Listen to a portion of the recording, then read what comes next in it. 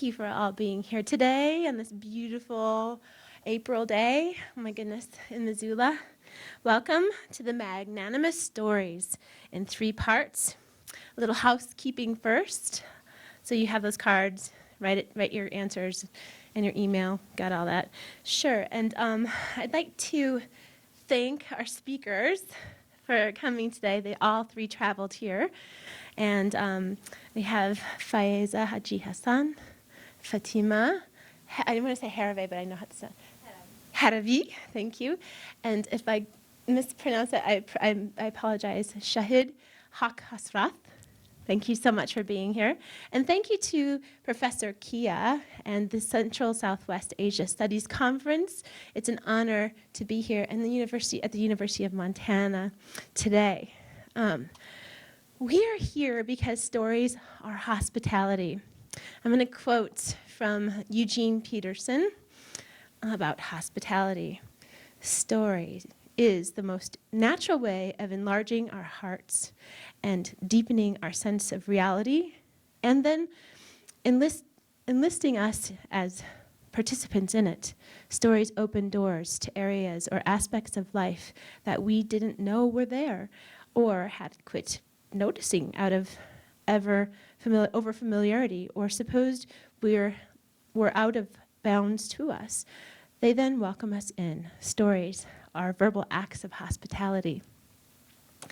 So, ladies and gentlemen, I ask that all present would to hold space for the stories, lives interrupted, lives hopeful, resolve to experience a better life free of oppression. May we leave here today with a clear understanding of how we as a community can use our life experiences to create a more beautiful world. Right now, I'd like to take the opportunity, it's my pleasure, to ask Faiza Haji Hassan to come up here and tell you her story. And I met Faiza 2 months ago because I practice radical hospitality in my life.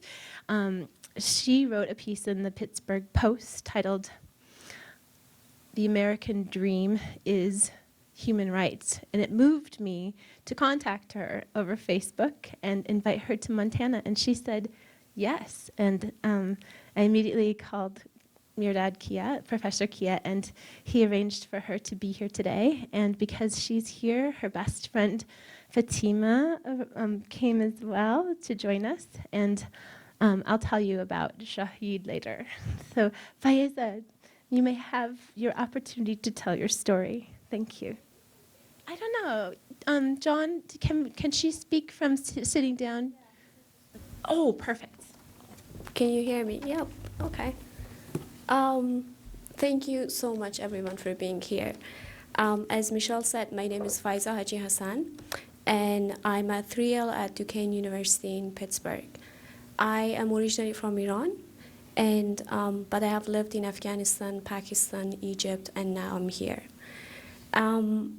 Earlier today, we were talking about why we have to tell stories and why people should care about telling stories. And I've been thinking about that. And as I'm sharing my story today with all of you, I hope it just humanizes the whole story. Like, we can talk about things, we can talk about experiences, we can talk about people, but humanizing those people, actually see them as people for who they are, I think is that the most important part that I want to be taken away from today's talk. So my life is a little bit of a journey. I was born into an Iranian family, and my parents were activists. If you know anything about Iran, the majority are Shia, and there is a very small minority which are Sunni. We do have other religious minorities like Christian, Jews, Zoroastrian, and other religious minorities, but the majority of the Iranian are Shia, and our government is a religious government. So they enforce the Sharia law, but the Shia version of it. And in school, we all, obviously we go to like religious subjects, and we learn those like how to pray, how to read the Holy Quran and all those, but they are all in Shia way of doing it. So my father was an activist, and he was trying to give a voice to the Sunni minority in Iran. And he was very active in parliamentarian campaigns, and he was himself working with the Ministry of Education, which they exiled him to a very remote area so he cannot access people, because after a while my father was a influential figure in our community, and if anything was going on, people would have called him and asked him to lead a protest or something, or sign a petition. They always wanted him to start. And at some point, it got to a point that he could fundraise for a religious school for Sunnis in my community. Again, I don't know how much do you know about Iran and the geography, but we lived in the east, which is very close to the border to Afghanistan. And in Iran, around the border, people are usually Sunni, and we also live very close to the border to Afghanistan. So my father fundraised this school, and we opened this school, and they started teaching all these things. And he was interrogated constantly. He was asked by the government to go and talk to them, and he was prosecuted so many times. And at some point, he was detained for more than a month. And whenever they released him blindfolded in the street. So somewhere he didn't know what happened, and he had to take a few hours to know where he is, and he can't find his way back home. So that's all my childhood. Whatever I remember, it's just my father was working, or if he wasn't working, it was during the summer vacation. I couldn't see my father because he was busy doing something for someone. And that's how I grew up. And after a while, it got to a point that my father could not stay in Iran anymore because the interrogation was so constant, and he was trying to help with the release of this Sunni influential figure that was detained for more than 10 years at the time. And he was really trying to make this campaign to free him, and it got really annoying, and the government really started, it became a matter of life and death for him. So his friends called him and said, if you're not leaving country tonight, we are not sure what's going to happen. We cannot protect you because, in countries like our countries, and here too, you have your network, you have people who support you, and they believe in what you believe, and they always give you, award when it's needed. So my father, over one night, he had to decide to leave the country, and he went to Afghanistan because, like I said, Afghanistan was the closest border to us. And after he fled the country, my mom was detained. And her only crime was why you didn't tell us about your husband. You knew about his plan, but you never told us. So my mom was detained, and we are 5 siblings. I'm at the middle. I have 2 sisters, and I have 2 brothers. And my oldest sister at the time, she was 17. And when they detained my mom, and my father wasn't there, and we couldn't even talk. And back then, I'm talking about maybe 15 years ago, so the technology wasn't that good at the time. It was only phone that you could contact, and our phone was, of course, under surveillance by the government, so they were controlling and they were listening to all of our conversation, and that's why my father really didn't have access to us. He couldn't call us because the moment he could call, they would have showed up at our door, so he didn't want to risk it. And when my mom was detained, it was having 5 orphans with living parents. We had our parents, but we really didn't. We didn't know where my father is, and my mom was in detention. And we all got together. I remember it was a summer it was a summer evening when they came for my mom, and my mom was like, I'm not leaving because I have 5 kids, and I don't know where to leave them. There's no one to leave my kids with. And they were just if you're not coming, we're going to force you to come with us. So my mom had to go. And we never heard back from him from her for about 3 days. After 3 days, we found out where she was detained. She was already transferred to another city. So we had to, some people helped us, some of my uncles, and we released her on bail. So she was released on bail, and then we decided this is no place for us to stay anymore, because if my mom is not going to be there, 5 kids, the oldest being 17, what are we going to do and how are we going to manage? So we left the country. We tried to leave the country and join my dad. And we tried for 3 times, and every time, because we had to cross the border illegally. We couldn't use passport. We couldn't use just we want to join my father, because that's illegal. They're not going to let you to do that. And as soon as they know about your plan, you're going to be arrested too, because you are trying to cross the border and join somebody who's already against the government. So after 3 attempts, finally we could cross the border. And this sounds like a story, and I still can't believe it to this day myself. I think like I've been watching a movie when I look back at those years and those times. But my city that night was the coldest city in the whole country. And we had to cross the border by walking. Like we just maybe drove for an hour, and then after that we had to walk the border to get to Afghanistan, because of course when you're leaving a country illegally, you can't just like, use the transportation, the public transportation, or the medium, whatever the transportation medium is at the time. So we walked for, I don't know, 5 hours, 6 hours, and it was the darkest night that you could imagine. Like the only thing that I could see, and I followed this, and of course there were smugglers who helped us to cross the border. And this guy was carrying like this white bag on his shoulder, and that was the only thing I could see and follow him. And he was telling us like, you're not going to use any flashlight, you're not going to use any matches or anything, because if the police at the border, they see that, they're going to shoot.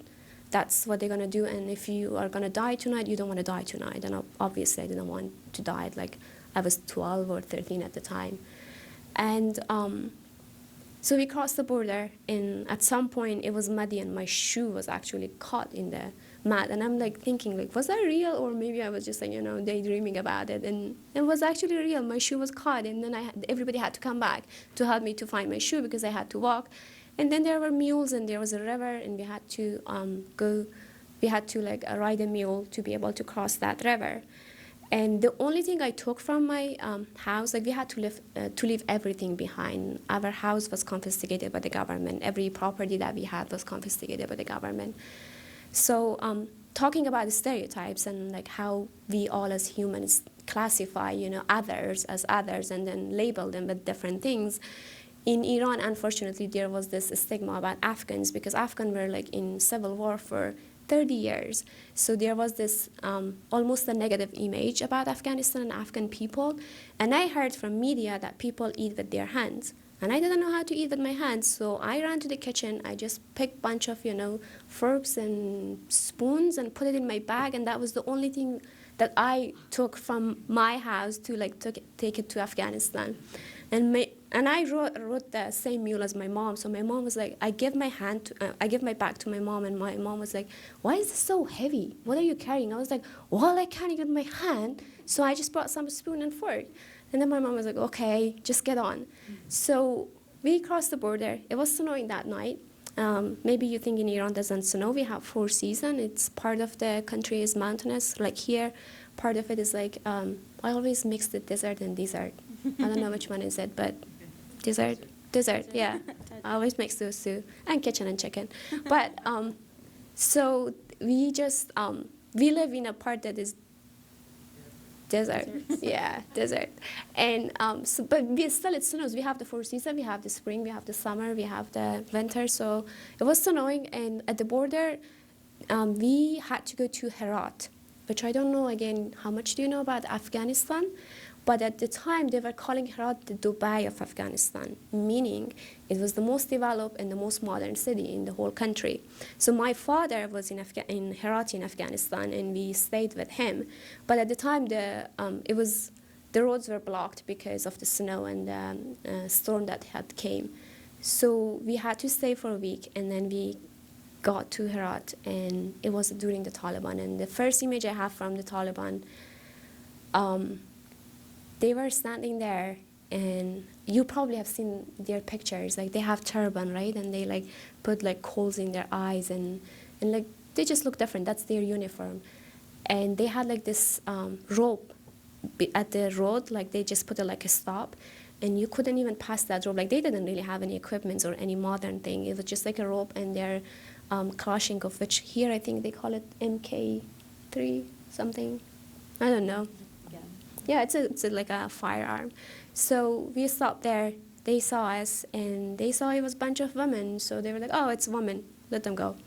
So that was a good thing. I mean, it's degrading at the same time, but also it's an advantage to be a woman during the Taliban, because they don't think you're even capable of doing anything. So you could just easily get away with anything you wanted. So we got to Herat, and I loved the school. The only thing I'm good at is schooling. I have no other talent. I cannot paint. I don't play sport. I don't do anything. The only thing is they give me a book, I'll read the book, and I'll pass an exam. And that was taken away from me because during the Taliban, there was no schooling for girls. And that was the hardest thing hardest thing to this date for me. Like, I was very depressed. I'm a very calm person. Like, I wasn't my mom still says, like, I was the kid that gave her the least trouble because I was such a good behaved kid. But when I couldn't go to school, I turned to a rebel. I was depressed, and I took my anger at my parents. And I was asking them, why did you have to do it? Like, there are so many other Sunnis living in Iran. Why you had to pick and like, why you had to take the lead and try to save other people? It's none of your business. I mean, it's my future. You took my future for people who are sitting in Iran and they're living their daily life. Like, it didn't make sense to me at the time. And they were trying to explain it to me, but of course they couldn't, because my mind as like a 13 years old girl, it didn't accept that. So one day my neighbor, she was an older lady, she came to our house and she was like, so just like, housewarming and like welcoming us to the neighborhood. And the moment she found us, we were from Iran, she asked us, so you went to school, right? And I was like, yes. And I never been to high school. I just jumped to high school. I'll tell you that part of the story later. But of course I knew, like, I went to school, I was in middle school, and I knew like basic maths and like how to read and how to write and all that. And she was like, would you teach my granddaughter? Because, there is no school, and my granddaughter is like 6 years old, and it's a time for her to go to school, but because there is no school for girls, she cannot go. So would you please start teaching her? And I was happy to help. I was like, yeah, sure. And so the word is spread in the neighborhood, and we opened a homeschool under the Taliban, with about 20 to 25 girls coming to our house every day, and we were teaching them what we knew already. And it was more than schooling, because women could not leave houses really during the Taliban. And it was like a socializing for those little girls to come to our house, to see each other, to learn how to write, to read, and to even play together. That was more than just like being able to teach them, but also to teach them like life is there, it exists, and it's worth a shot. If they were going to find out that we had a school, it was a life and death decision. I would have been killed, and my father obviously too. So what we asked them was like, if you are caught on the way, you always have to carry a piece of fabric in scissor. That's another thing, scissors. So you always have to carry one scissor in your purse with you, a piece of fabric. So if they stop you, you're going to tell them, like, we are going to sewing classes. We are learning how to sew, because that was okay. As long as it was an education, that was fine. So they always carried that in their purses, and they came to our house every day to just learn how to read and write. And then 9/11 happened. And by that time, we already been to UN. I don't know do you know about the refugee process or asylum seeker, or if you know the difference between refugees and asylum seeker. I let that Mr. Shahid talk about the difference. But at the time, we were asylum seeker and political refugees to the UN. So we went to the UN to interview to see if we can be resettled to a third country, because once you cannot go to your own country because you have the fear of being prosecuted for your beliefs, for your religion, for your sex, for your races, things that are protected as a dignity for a human being, you would be considered as an asylum seeker. So my father went, and we were passing interviews after interviews. But the sad reality is we're Muslim. And the stereotypes about Muslims is not always the brightest thing. Especially when you come to the West, you realize, oh my God, I did not know I represent so many things that I have no way to associate with them. Now I'm forcing to fight all those stereotypes without me even like signing for those things. So when I came here, I realized that. But back then I was like, why they're not resettling us? Why there are all these countries they're talking about, freedom and, I don't know, human rights and all that, and they're not taking us. And in Afghanistan during the Taliban, that was the hardest time, like probably one of the worst regimes of all the time in the whole world. And but after interview, nothing happened. And I remember even one day, I talked to my siblings, and there were other like 4 or 5 other families, Iranian families. I asked all their kids, and I was like, let's go to the UN and talk to them. Maybe they don't see us. Maybe they don't understand that we're kids, and I want to go to school, and they don't understand that we have dreams. Maybe if they see our faces, they're going to change their policy. Maybe they actually push for this.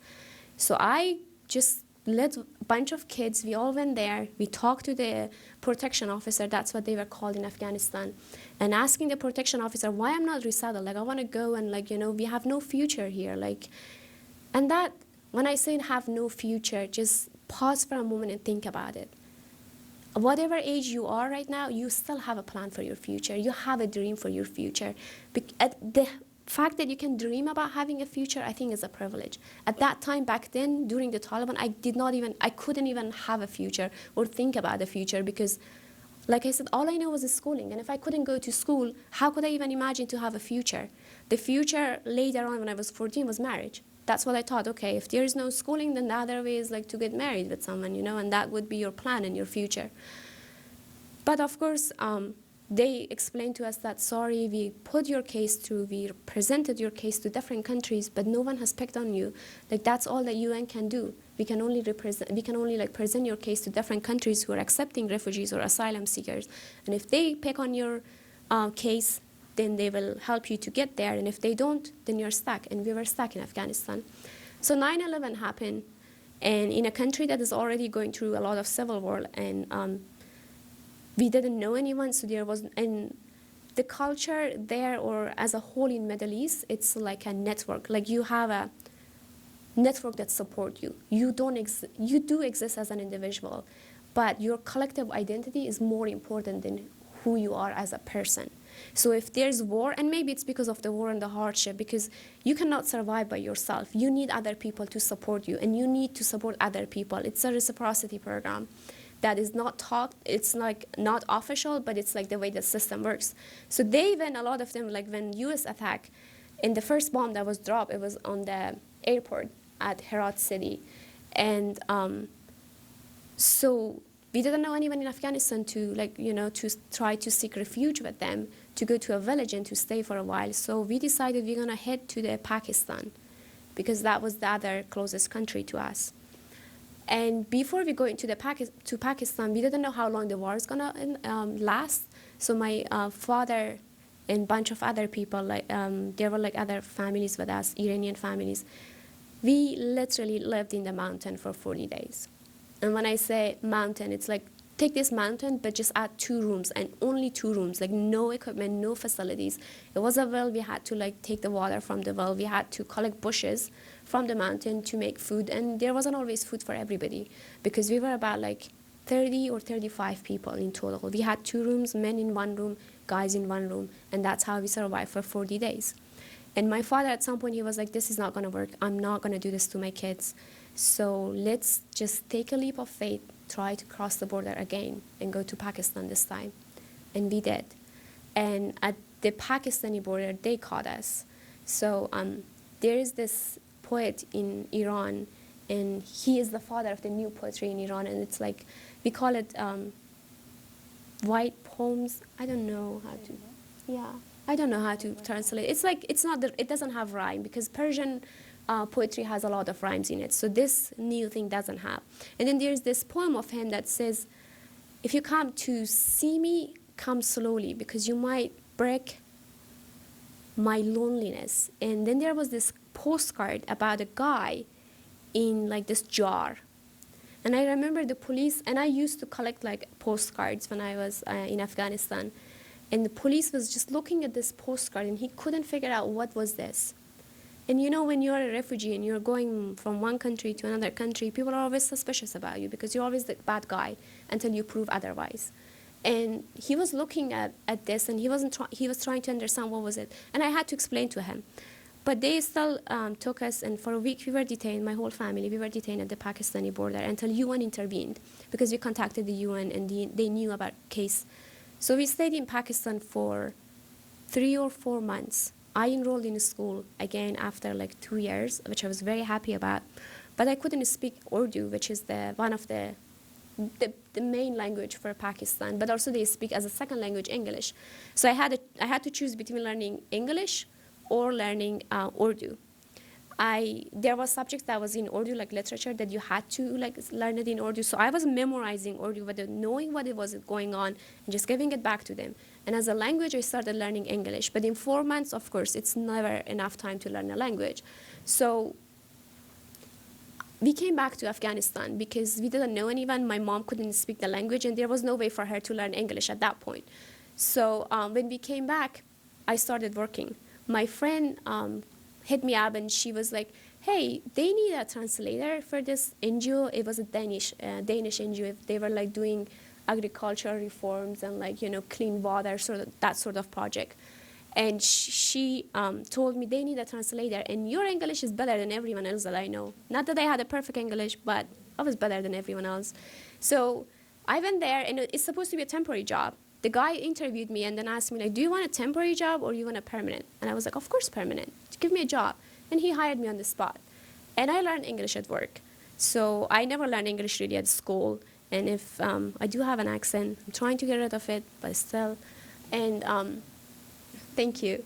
But and after that, I started working there. And in 3 organizations after that, I was the first woman who started working in those organizations.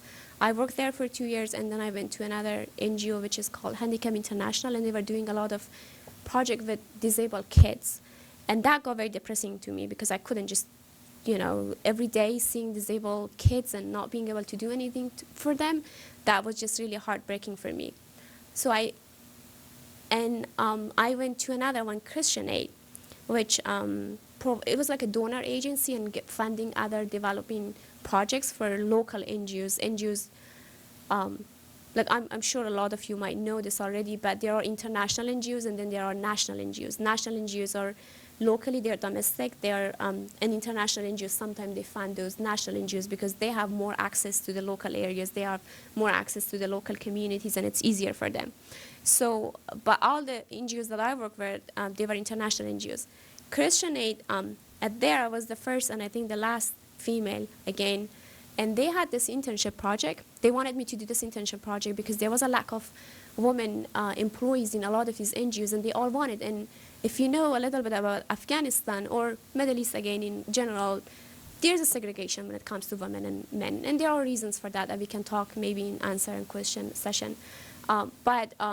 So they wanted to have female employees so they can provide services to female because it's very difficult for a man to go and knock at somebody's door and say, like, I'm here to help you with whatever the kind of help is that is related to women.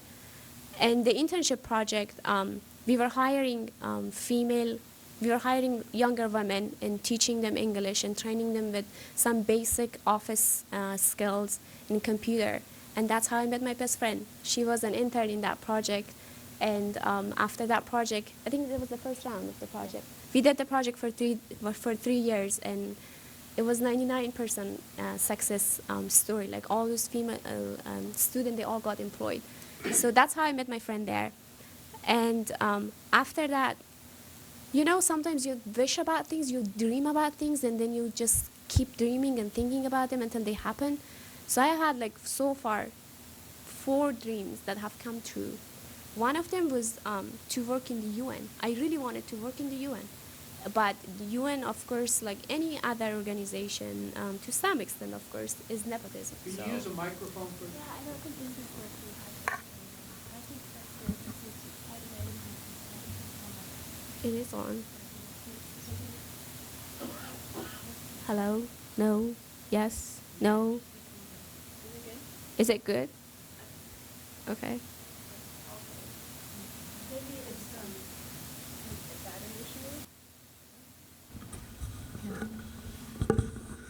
Okay, this one. Oh, I can hear myself. Yay. So after that, I was dreaming about working for the UN. So I got this chance after 4 years of working with different international NGOs that I'm going to work with UN. I applied. I was the last person who was shortlisted. I went for the interview, and yay, I got the job. And it was the best job because I was working for the Human Rights Department. And part of my job was to just monitor the human rights situation in Afghanistan, report about those, and specifically I was focused on women's rights and children's rights and domestic violence and violence against women issues, which was awesome. But like I said, I never been to high school, and school was something that I always dreamed about. I wanted, to me, thinking that one day I would be a student in a university, it was probably the best thing that could have ever happened to me. And I never thought it's going to happen to me. I kept applying for 3 years to different universities. And when you don't have experiences, it's very difficult to navigate the system. I would go on, their websites, look at their websites, and just send an email. Like, I didn't know like what's application or what's a personal essay or what's a statement. No one teaches you. We don't do that because in our countries it's public system. So everybody goes through the same system, same public school, and then there is an entrance exam for university. You take it. If you have a high score, you pass, you go to the university. If not, you do it again.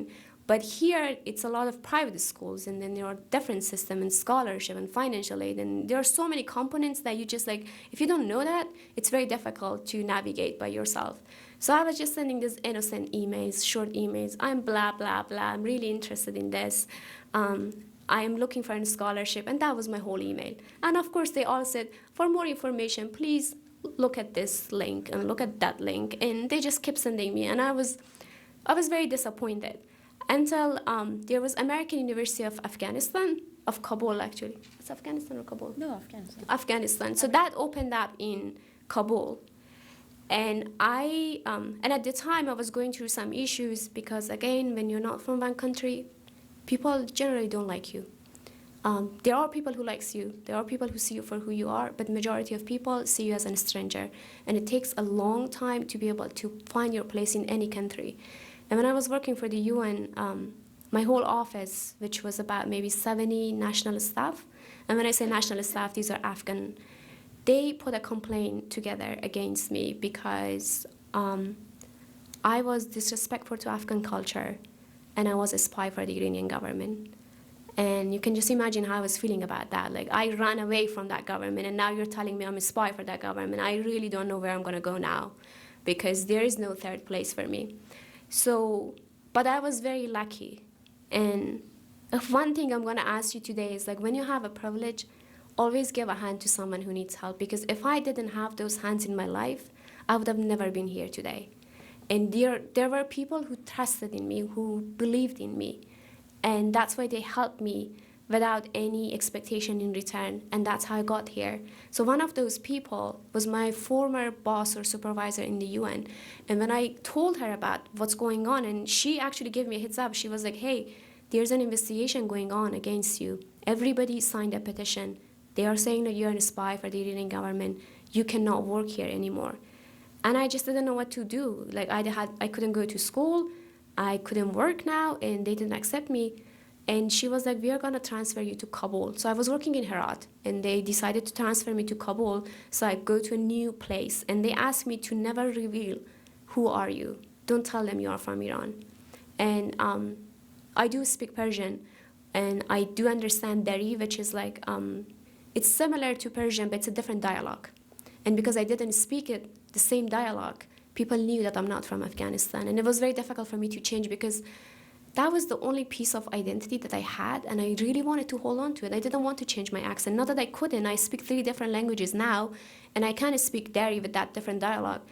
But I just didn't want to give up because that was the only thing I had, and they wanted to take that away from me for what? And so they transferred me to Kabul, and in Kabul, I worked with the head of the Human Rights Department, which actually played in my favor. I was promoted, and I worked, and I learned so many, like at national level, I worked with the shaping policies, especially when it comes to women's rights in the UN. And there I met this girl that was going to American University of Afghanistan. She's my friend, she's here. She went to Georgetown, did photojournalism, and she lives in Virginia now. She told me there is this Afghan women writing project. If you get a chance, check it out. Like, it's a great project. So it's women from Afghanistan, or younger women actually, they write for this website, and somebody from US mentor their writing, helps them with their writing. And these are usually stories, essays, poems. And she was writing for this website, and someone from Middlebury College in Vermont was volunteering for this project. So that's how they got to know each other. And then my friend this guy helped my friend, and my friend got a scholarship and went to Middlebury College. And I don't know if you know about Middlebury. It's a small liberal art college in, Vermont, out of nowhere, but it's awesome. I loved my experience there. So after that, she told the professor about me, and I was doing it on my own. So I got a partial scholarship to Troy University in Alabama, and I was trying to fundraise for the rest of it. And I made this video, this fundraising video about who I am, what I want. And I wrote a personal statement because by then I knew what's a personal statement after 4 years. So I put these together, and he was like, send me your stuff and let's see. I did, and they accepted me. So I got a full scholarship for 4 years to go to Middlebury College. And that was the best thing that happened. I never been to high school, but somebody in admission in that office picked up on my essay, read it, and thought I'm worth the shot. And they gave me that chance, and I went there. And everything today I am, if not all of it, half of it, I owe it to Middlebury College, because that's where it opened my eyes. Like, education is education, but we have different kinds of education, and the kind that I got at Middlebury College, it was very eye-opening. And I took classes. As a Muslim, of course I'm Muslim, and I grew up with certain, values and certain teachings, but I don't get always all the perspectives. Like anything else, like if you're taught what your parents are believing, they're not going to teach you something that they don't believe in. They actually try to scare you from those things. They're like, don't go, that's bad, that's shame. So, but I took those classes, and in one of my classes, it was Women in Islam, and I got introduced to feminist interpretation of the Quran, and I've never knew that they exist even. I read so many books, and that inspired me to do a project. And after college, I went to the president of the college and I said, like, hey, I read this books, and this is class, in this class, and I want to do a project. I want to make a documentary. And he was like, what is it about? I was like, well, it's about the feminist interpretation, because I know there are so many girls like me. They want to know more about these things, but they don't have access to that information, because in our countries, a lot of these things even get censored. Those books are not even published. So I want to make it like, now we have technology, and I want to use the technology. We're going to make a documentary, subtitle these videos, put them on YouTube, and hopefully people like me going to get to know and get to learn about these things. And then they can make a real choice if they want to follow the Orthodox or the traditional Islam, or they want to, like me, follow the feminist interpretation of the Islam, which to me makes sense more as a modern girl. And he funded my project. So the summer I went, I traveled to 7 states, and I interviewed imams around the US. And some of the interviews, they did not go well, because I was this innocent girl, I have to admit, I was trying to play innocent girl. I was going to them with having a plan in my mind, but I was like, so I'm just a girl, and a Muslim. I've been in the US for 4 years. I have some question about Islam and like women's rights. Would you help me to answer those questions? And that's their job. It's like you go to a priest, they would love to talk about Christianity to you, especially if you're seeking guidance. So that's how I put it. And they were like, yeah, sure. And then I made an appointment with them. And my friend that I told you in Georgetown, she does photojournalism. She was my partner. She was filming and I was interviewing. And we were talking, and then someone really got aggressive with me, and he was like, you said like you have question, but you're arguing with me. This is not how it's gonna go. I was like, well, and he was like, you're not on my level. This is his words. He was like, you're not my level. You cannot ask me those questions. I was like, I'm just asking. If you do not have an answer, it's fine. But don't tell me I cannot ask questions. And then there was this guy, in one of my interviews, I'm crying. The guy made me cry because he told me the place of a woman is in Islam is in a home. And I couldn't believe that. I'm standing here in the United States, the land of freedom, and this guy tells me my place is at home and I have no other place. And after the interview, I think he got that he was so harsh. He was like, you know what? I just had to say those things to you. I'm so sorry. My own daughter is a lawyer here in the US. I'm like, are you kidding me? Like, why you had to do that to me? But we got the interviews, and that's in progress. So the documentary has not been finalized yet. And then I went to law school. Well, I applied for PhDs, I applied for jobs, and I applied for law school because I don't know anyone here, so I have to always like go through all the options. Whatever I have, of course, my preferences, but if they don't work, there should be always a plan B. So I did everything, and I got accepted for a PhD program in law school, but I always wanted to do law. That day that they took my mom, I know the image of lawyers in US is generally negative, but that's not how it is in back home. So to me, in my mind, I've seen in the movies like people come and save you when police comes. To me, police is scary. I'm scared of police to this day. I go through airport, I sweat, and I just hate it. I don't want to go through that experience, and I don't think I will ever trust them. It's not their fault, but my experience has made me not to trust police. And I wanted to be a lawyer. So when I got accepted to Duquesne, I was very happy. And I thought, okay, this is finally, it's paying off and I'm getting there. Until 2016, the new administration. I am not saying anything negative or positive because I understand people have different perspectives and you have every right to own those opinion. But to me, that was shocking because Vermont is the most liberal state in the US. And coming from Vermont and living in Pittsburgh, and then seeing that a lot of these people voted for him, and the way that it was portrayed, it was like they voted, basically they hated everything about me. I was a woman, I was an immigrant, I was a Muslim, and I was from Iran. And it was all over, started again. I was like, oh my God, I thought I'm done with this whole thing. I'm finally here, I'm having my American dream, I'm working hard, I'm doing everything, I'm probably, obeying all the laws and everything to make this work for me. And now I turned out to be this thing that everybody hates me. And I had no idea why they should hate me. I actually looked at myself at the mirror. And I was like, why somebody should not like me? Because I don't see anything. I'm working much harder than a lot of Americans that I know. I'm not on top of my class, but I'm doing pretty good, being second language. And what is that mentality?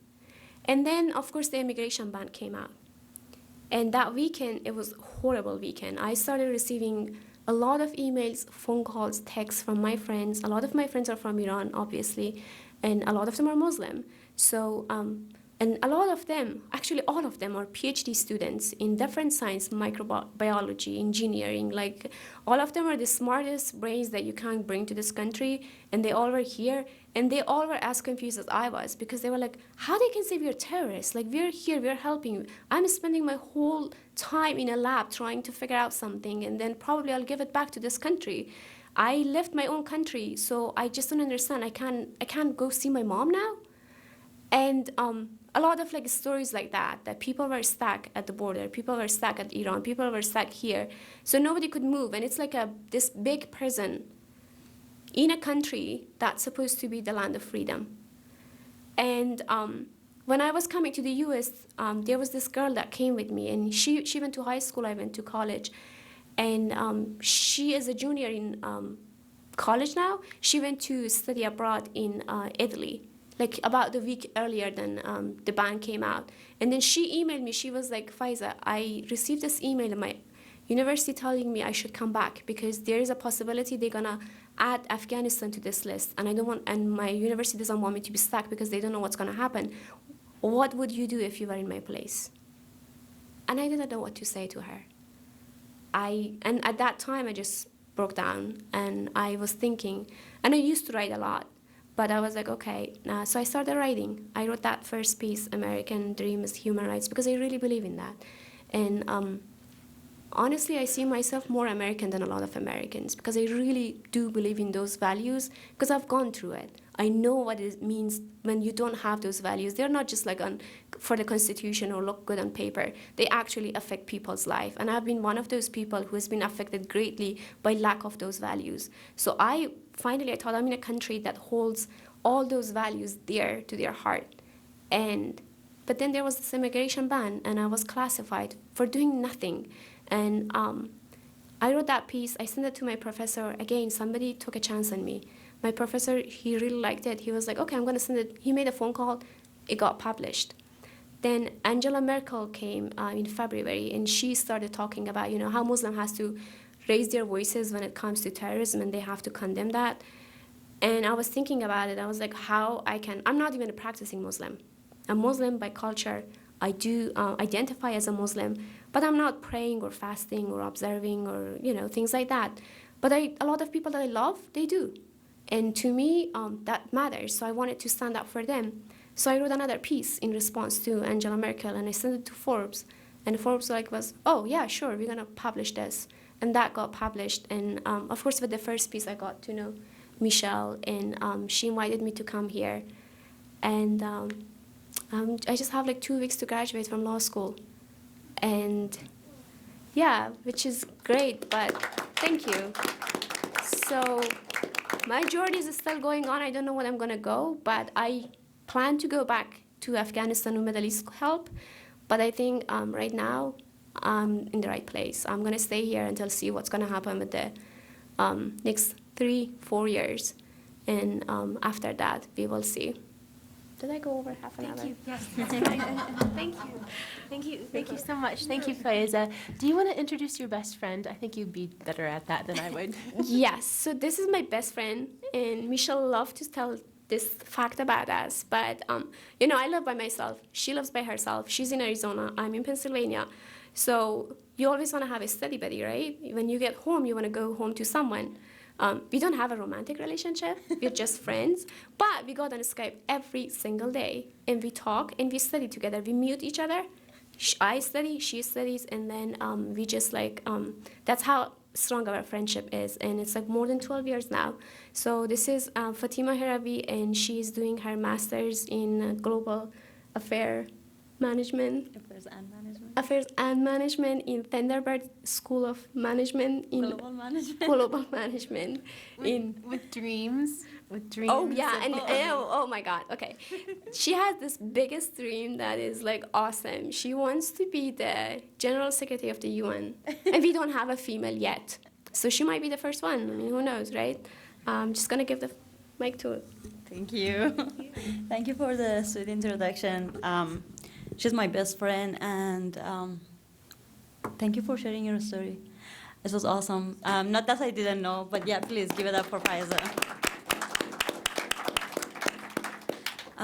It's very inspiring. Not that she's my best friend, she has been my role model. 2005, when she started that internship program and I got to know her, like, I was enjoying seeing her like taking charge and doing all this by herself, and I was like, wow, this is awesome. Like, can I be here one day? And I was following her, I guess, like following her all the time, and she came to the United States 1 year before me, and then I came, and I was like, you cannot get rid of me. I'm following you everywhere you go. We're gonna graduate kind of at the same time. She's graduating 1 week after. I graduate, and we are kind of debating who should go to whose graduation. So I'm gonna share my story. I'm gonna keep it short, and no, yours was like awesome, wonderful. Actually, we have like very interesting story, because I was at the lunch table. I was telling other friends that she's Iranian and she moved to Afghanistan, and I'm from Afghanistan and we moved to Iran. So that's how life can be very strange. I was gonna start my story by asking that how many of you have photographs from your childhood with your parents and grandparents? Probably all of you. Well, I do not. I do not have any picture from my childhood. Probably taking picture was the least important things for my parents, as they were struggling to provide the subsistence living for their children. My mom was pregnant with me when she and my father moved to Iran during the Mujahideen war in Afghanistan. It was right after the Soviet invasion. You know, war is not fun. War takes lives and homes. My uncle was killed in the civil war. My parents' house was destroyed. My grandmother was suffering mental issues after the death of her son. And my parents lost everything. But they fought to save their lives. So they decided to leave their hometown. They wanted to leave, and not that they packed anything. There was, of course, we had a couple of years of war, I would say. It was a couple of years Soviet invasion, and then after that we had Mujahideen war. So my parents, they just probably didn't take anything with themselves, But of course, I had a brother and sister then. I was not even there yet. My mom was just pregnant with me. So they started just walking to the Iran borders because that was the closest place to them. We live in Herat city where Faiza and her parents moved. So my parents started moving to toward Iran border. They walked days and nights through mountains and deserts with no food and no water during the hot days of summer. Finally, they got over the border. And it's a land of strangers. You don't know anything, you don't know anyone. Of course, they would speak the language because Farsi and Persian is very close. But it's so hard. You have nothing. And they kind of started working, getting to know people, trying to find a job.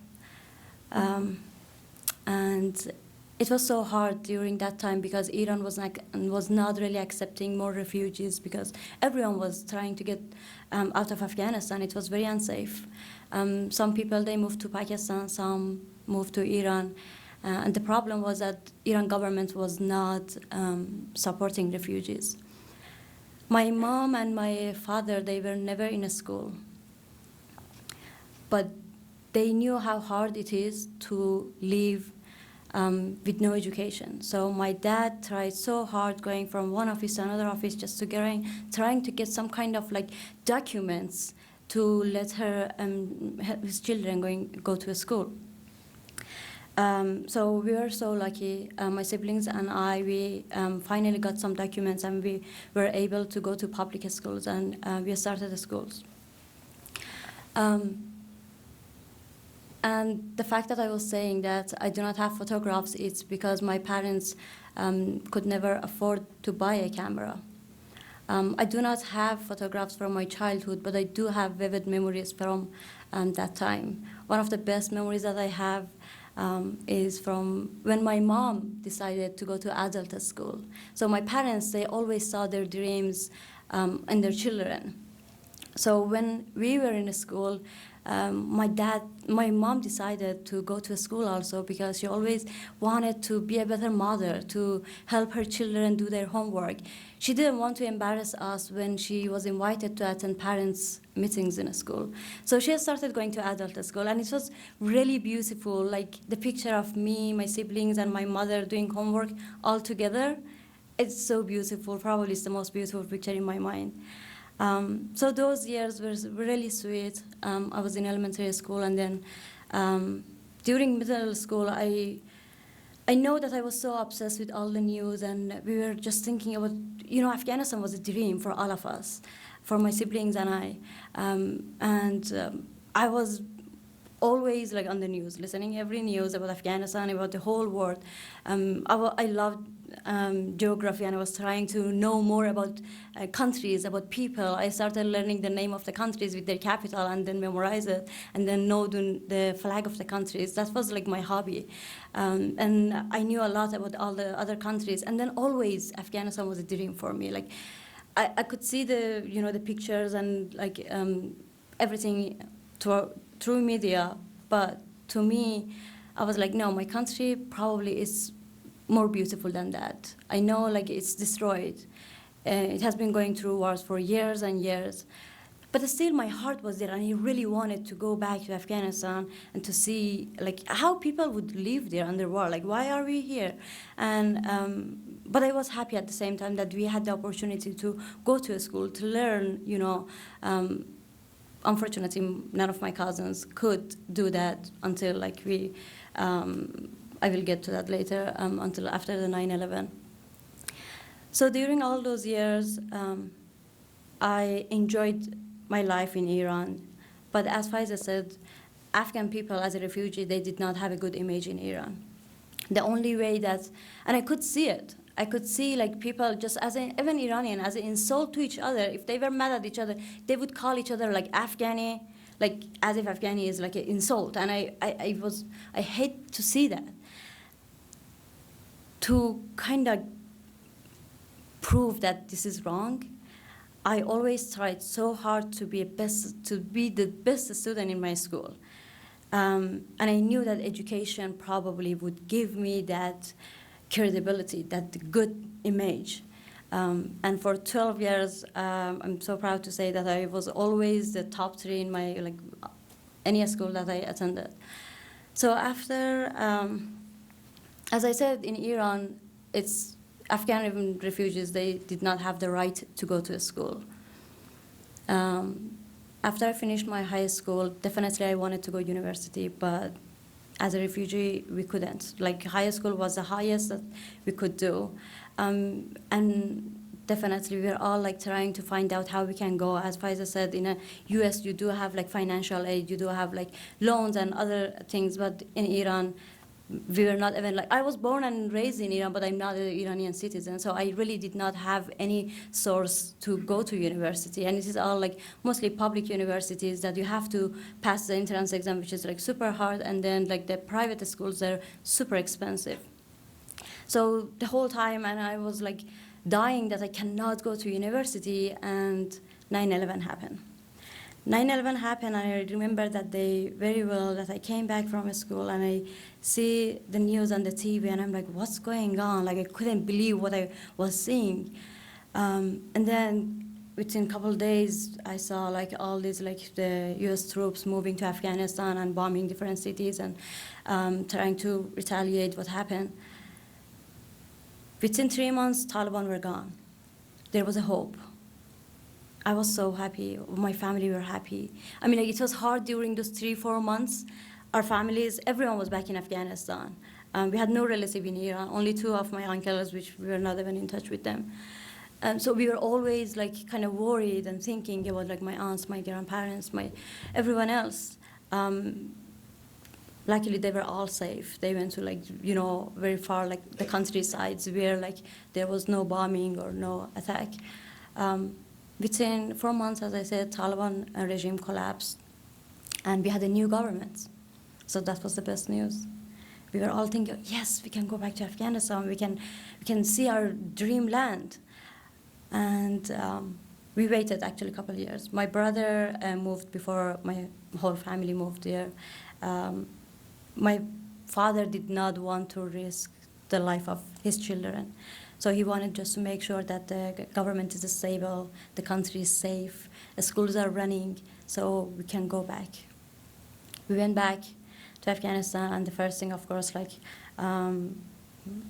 was trying to find out how we can get to university, how can I start my education again.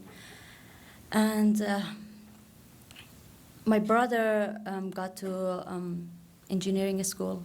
My sister got to literature school, and she studied English literature. And I loved medical school. I wanted to do medicine, and I took the entrance exam, but my score was not enough high. So I decided to study another year and take the exam again. I took the exam again, and because my government, unfortunately, was so corrupt, I never got the result of my exam back. So I was so disappointed. We followed up. There was no news, nothing under my name. And I was really broke because I studied so hard for almost the whole year, I would say. And then after that, I gave up. It was really hard for me. The 12 years I studied so hard, and I wanted to create that good image of Afghans in Iran. Now that I'm in Afghanistan, I cannot get to school. But I'm going to get back and talk about my mother and how she was my role model. I have always admired her courage and leadership skills. She was an ordinary girl, born and raised in poverty in a small town in Afghanistan, but now she is a mother of 5 well-educated children. She never gave up on improving her life. Back then, she had the huge responsibilities of being a wife, a mother, and a daughter-in-law. But she always said that her first responsibility was for herself as a woman. She was never a traditional Afghan woman, and she also taught me not to be one. She taught me to dream big and to achieve big. So during those years that I was so disappointed that I could not get to school, there is more than just disappearing the result of my exam. It's because like they did not accepted my documents because I studied in Iran. So there was like big this conflict between Iran and Afghanistan government. So they were trying just to not really cooperate with each other. Even when we were in Iran, they would not accept us. When I was in Afghanistan, the same thing. So I remembered how my mom taught me to dream big and to achieve big. So when I started dreaming, thought of an American dream. During those years, after I kind of gave up to go to school, I started working with international organizations. The first kind of, when I started, was the internship with Pfizer. And after that, I was so lucky, and I could work with different international organizations with in different roles. And I remember it was 2009 or 10. I was working with one of the main contractor of USAID, and one day one of my friend told me like, hey, there is this guy in our finance department, and he's moving to US within 2 months. He got a scholarship. He's a Fulbright scholar, and he's going to the US. And I'm like, wow, he's going to the US. That's awesome. And I'm like, gosh, how lucky, how smart he is. And my friend, after, like, I kind of expressed my feelings to my friend, and after 2 weeks, she came back to me. She's like, hey, there is this, like, organization that supports Afghan girls and help them to go to US for studying. And she was like, let's apply. I'm like, are you kidding me? There is no way. Like, there is no chance for us. And she's like, let's do it. It's like, let's just go, to their website and like download the application and see what's the process. And she pushed me, and I was like, okay, I'm gonna do it, but like, I'm sure it's not gonna happen. So we started the process. I started my application and worked on my essays and like the personal statement and everything. I tried hard, but inside I was like, there is no way. So I sent my application, and after 2 months, I got an email back that, hi, your application was accepted, so when are you ready for an interview? And I'm like, holy moly, what is going on? Like, it's real. And I told my friend, and she's like, I got the email too, and we were so happy that, but we had to go to Kabul for interview. And my parents are very, I'm not gonna say they're traditional, but they're restricted, like just because of the community that we live in, because of my relatives and everyone. My parents were like, no, there is no way we'll let you go to Kabul. And I'm like, I'm going with my friends. It's only one day. We go for the interview, and you have seen me like really working hard, studying hard. Like I was trying to kind of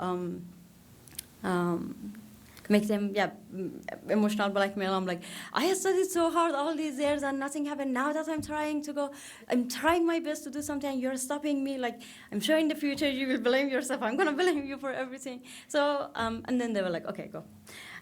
So once actually, like in 2005 or 6, I was gonna go to Kabul with Pfizer for a training. They didn't let me. She called my parents, and she was like, she's going with me. We are going to stay in a hotel, blah, blah. They were like, no. So, but in 2009, I was like, no, this time I'm going. I'm going for this interview. So I went to Kabul for the interview. There were like interviews back to back. So we did the interview, and the team who came from US to Kabul to interview girls, they went back, and I didn't hear from them like for 2-3 months. And I was like, I told my friend, I told you, it's just like wasting time and money and everything and energy. We're not gonna hear back from them. It was March 2010 or 11, I guess, that I got an email from Bucknell University in Pennsylvania that it says like, congratulations on your admission, and it's a long email, and I thought it says spam. I read it again and again, and I see like it says like my name and everything, and then there is this like a letter from the organization that I applied through, and I'm like, it's real, I guess. I called my brother. I was like, hey, can you come and read this for me, because I don't believe what I'm reading. And he read it. He was like, it says congratulations. And I'm like, oh my gosh, it says congratulations. And I ran to my mom. I'm like, Mom, I'm going to US. I got admission. And she looked at me, and I could see that she was happy, but I could see that inside she's not happy. Like, she's kind of like, oh my gosh, it's real, it's happening. So she gave me a hug, and she was like, congratulations, I'm so proud of you. And after 5 minutes, I was like, do I want to do this? Do I want to go to US?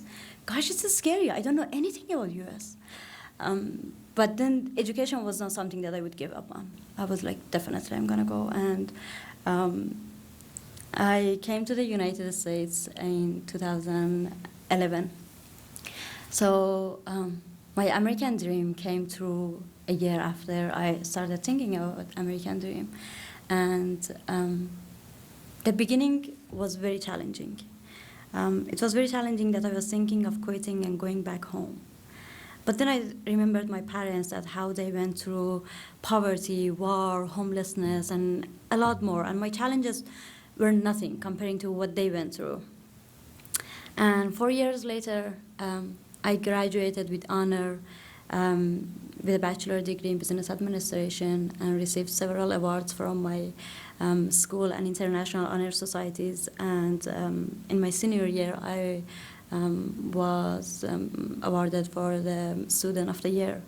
I was so proud to show all my awards and certificates to my parents and everyone else back home. I remember that when I gave up, my mom stood beside me, and she was there for me through the whole those years. That it was really hard to see that I was not able to go to a school in Afghanistan, and she was such a big support and encouragement for me, and definitely the support and courage that my parents have given me through all these years has a significant role in on who and where I am today. I was after. Actually, let me tell you a story about, like, when I was freshman, I called Faiza. It was during my first semester. And I told her, I was like, hey, Faiza, I'm really tired. I'm tired of, like, speaking in English, listening in English, reading in English, and writing in English. And I was struggling with the language, definitely. And she was like, you know what, just be happy, because there is one more thing that if that happens, then you should really be crying. I'm like, what is that? She's like, be afraid if you dream in English. And I was like, don't even say that. And she said she dreamed in English, and she in the morning she woke up and she's like, oh my gosh, I don't like that dream. Because as she said, like, the language is part of our identity. After 2 days, I called her back and I was like, I do not like you. And she's like, what happened? I'm like, I had a dream in English. But we were so lucky that we were talking almost every day, so definitely I could practice my own language still. Not that I was not talking to my parents and my friends, but I was busy with the school, definitely. I didn't have that much time. The only time that I would call my parents was, like, weekend. But after I finished my undergrad studies, I was thinking that it's not enough. I was thinking about how my mom taught me to dream big and achieve big, and I had a bigger dream. I wanted to pursue a master's degree, and I started looking for graduate schools, and I applied to Thunderbird School of Global Management, which at that time was ranked #1 in the world for the best international business school. And I was so lucky that I got again full scholarship. I will graduate in less than 3 weeks with a master's degree in global affairs and management, and with a graduate certificate in global trade and commerce.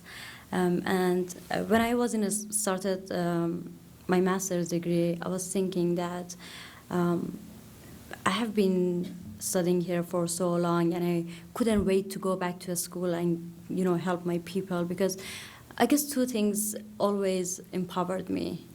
Once, that I was a girl, that I faced a lot of, like, discrimination. I have lived in 3 countries, and in 3 countries I faced discrimination. I was insulted.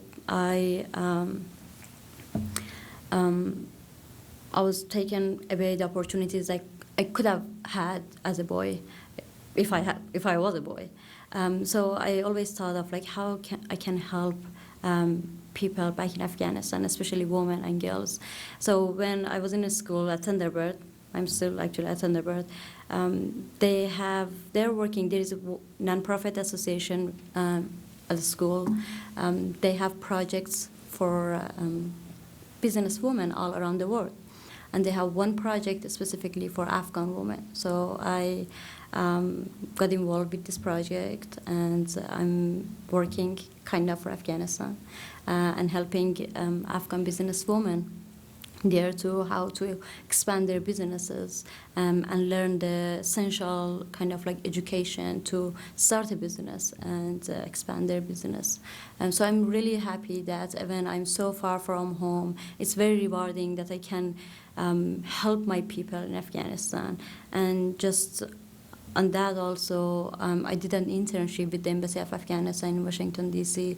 last year, helping businesses again. I interned with the economic department and did a very deep research on like investment and trade and like the economic relationship that Afghanistan has with specifically United States and other countries.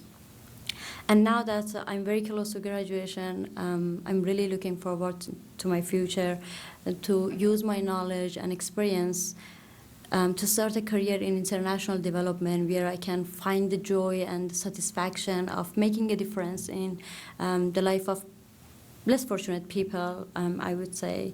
I have lived a refugee life. It's not easy, and now my sister with her family and my youngest brother, they are refugee in Germany. They left the country last year. They left Afghanistan last year, and the same exact thing that my parents did 30 years ago. They walked through mountains and deserts to go to Iran. My sister did the same thing with her family last year. She moved from Afghanistan to Iran, and then Iran to Turkey, Turkey to Greece, Greece to Austria, like, I don't know, probably 10 countries, I don't know. It took them 1 month, and there were days and nights that we didn't hear from them, and we didn't know where they are, if they are alive, if they're not alive. It was a really tough time. And finally, after more than a month, they got to Germany. And they are refugee now. And I'm happy that my nephews, they can live a good life in Germany. They can have a very good childhood. But I'm sad that exactly like me, they're not with their grandparents. I have never had grandmother.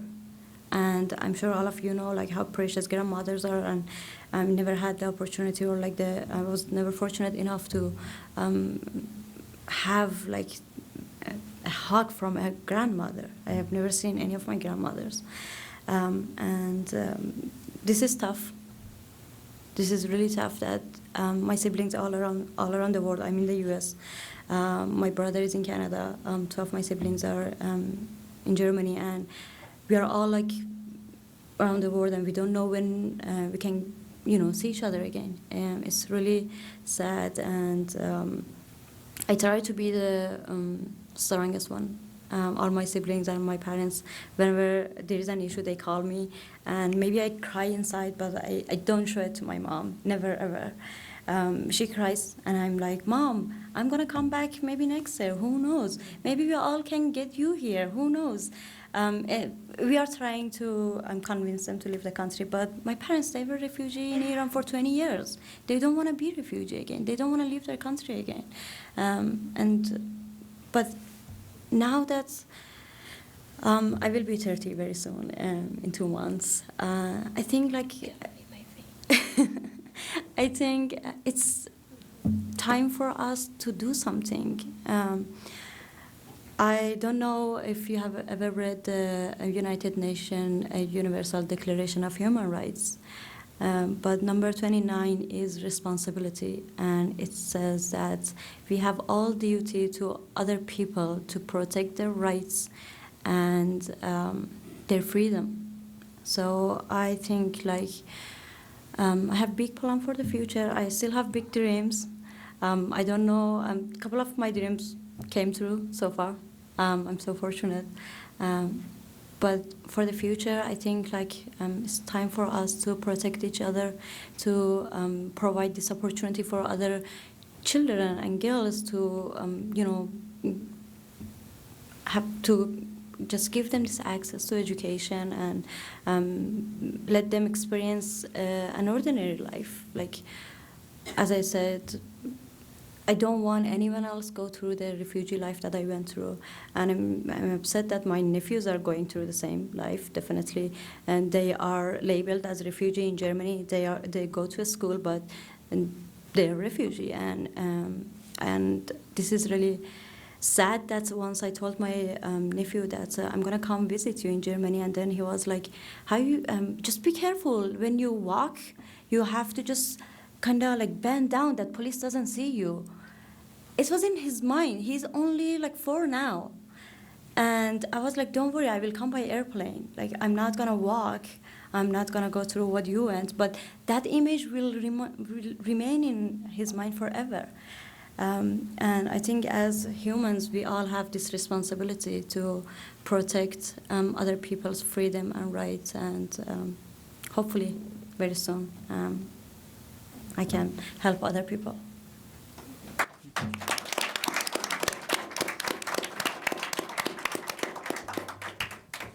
Thank you, Fatima. So I invite you all, if you need to, stand up for a second and take a deep breath in. I'm doing it. And so we're going to move on to another story of how radical hospitality brought Shahid into my life. I'm saying it incorrectly. Shahid. Yeah. Thank you. So in 2013, my family opened their doors to a woman who was under deportation notice. She had just been released from jail here in Missoula, and she needed a place to live. And we opened our house, and she and her 2 eldest children, who are teenagers, moved in, and I became her advocate. And I met Shahid. He was her immigration attorney. And when this storytelling session came to be, the first person I thought of in the state of Montana who would have a lot of stories and also has his own story of how he became an immigration attorney, I thought of Shahid, and I called him up and invited him, and so he's here. And thank you so much, Shahid. And that's all I'm going to say about you, except for Border Crossings law firm is based in Helena. So thank you for coming to Missoula today. All right. Thank you. Hey, how much time do we have? Oh, okay. So we have, it's 10 minutes to 4, so we have until 4:30. Okay. So, all right. Thanks, everybody, for coming. My name is Shahid, and I'm an immigration attorney. I usually just talk about immigration law and regale people with a bunch of facts about how our immigration system works, and tell people about myths about immigration law and how it affects people in Montana. But lately, I've been telling a lot more stories about my own upbringing and just about me. So my story is a little bit different because I'm I guess you call it a first generation. My parents were immigrants, and I'm the first generation born in the United States. So my parents are from Pakistan, and my dad came here some 45 years ago, or maybe even longer than that. And he's a doctor, so he came to serve he moved to Augusta, Georgia, and at that point there was a need for doctors in that area, and he used a visa that was intended to serve an underserved community, and so he moved to Georgia, and my mom joined him, and my brother and I were born in Georgia, and then we kind of grew up in the Midwest, in southern Illinois and southern Indiana, and we as first generation immigrants, it's kind of interesting because we didn't come from anywhere. We were born in the United States, but I have never, to this day, I don't feel like I feel like an immigrant. I've been made to feel like an immigrant. So I feel like I came from somewhere else, and I always have. But I was born in the United States. So you know, as a kind of first generation, someone born here in the United States, but my parents are Muslim, and I was raised in a Muslim household where I was taught to at least read Arabic, so I could read the Quran. I couldn't understand a word of it, but I could at least read it, and that made my parents at least like a little bit happy that I was doing what I was supposed to. But in Southern Illinois, I just all my friends were Americans. I was just an average kid. I loved G.I. Joe and Transformers just like every other American kid, and you know, I was always split between the kind of American way of doing things and the Pakistani way of doing things, or however my parents did it, basically. And so that kind of split, you know, it's hard to describe, but you end up feeling like you're not doing either job very well. You know, you're not being a good Muslim. You're not necessarily being accepted as a typical American either. So, you know, that's just kind of that's just how it was. And then after 9/11, things, of course, got worse in terms of being perceived. There's always been a lot of assumptions about somebody like me, but it's gotten progressively worse. And you know, some of the assumptions people make about how religious you are or what you believe and where you're from, those types of things. You know, they start to add up over time. And, you know, for instance, I was just on a radio show this morning, and one of the questions for me was what my relationship was with CARE. I don't know if you guys have ever heard of the Council for American Islamic Relations. And I don't know why they thought I had a relationship with CARE, but basically my relationship was that they spam me sometimes, and I had to put them in my junk mail folder. So it's that's it. But you know, in Montana, it's especially difficult, I think, for somebody who is like a Pakistani American or somebody who stands out, just because there's not a whole lot of racial diversity in Montana. I mean, there's just not, and so you stick out a lot more. And the strange thing about Montana is that Montanans are pretty welcoming and pretty warm people once they meet you, but as a whole, there's a large percentage of Montanans who are fairly xenophobic and fairly hold anti-immigrant sentiment and don't want refugees to be situated here in our state. And there's, I mean, it's a hot button topic, and there's just no way around the fact that there's a lot of work to do in a state like Montana. And so over the years, I haven't been immune from that. One interesting thing that happened was that the most senior immigration enforcement agent in Montana accidentally sent me an email that was this virulently anti-Muslim rant, you know, and he typed in SH and he wanted to send it to his buddy Shannon, but he had recently emailed me, and so Shahid autofilled and he sent it to me. And so, you know, these types of things are, I routinely get, you know, maybe one or more like calls that are intended to intimidate me every month. I get hate mail. I just got one where they went to the internet, printed off a picture of me, slapped it on the front of the envelope, and wrote, "This man is bringing illegal immigrants into the state of Montana." And you know, I'm not bringing them here, but when illegal immigrants come to me, I represent them. So, so it was somewhat accurate. But